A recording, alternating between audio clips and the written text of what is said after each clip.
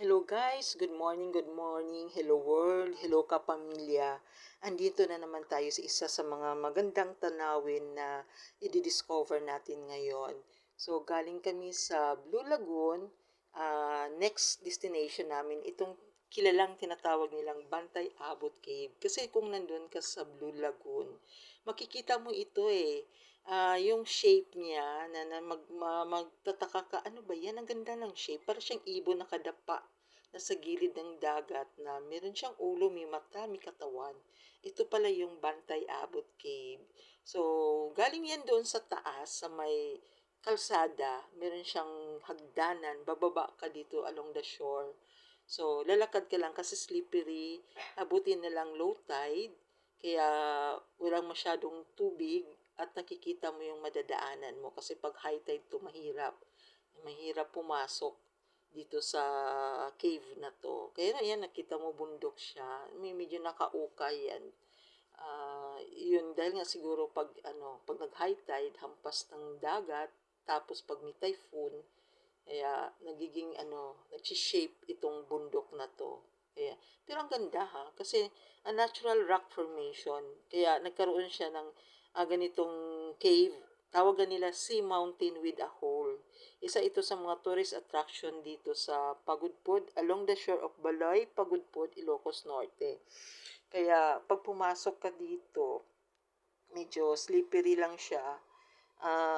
Pag naglalakad ka ng ganyan, makikita mo na yung pinakamata. Yan yun, nakikita mo.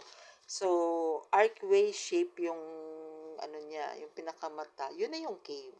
Yun na yung tinatawag nilang Bantay Abot Cave. Kaya, ang ganda talaga yan pag sa malayo. Akala mo talagang, napaka-perfect naman yung pagka-shape niya. Akala mo may ibon na nakadapa. Yun pala yung mountain. Siguro several erosions of earthquake, yung soil erosions, dahil nga sa lindol, bagyo, tapos pag nag-high tide, nagkaroon ng perfect shape na ganyan.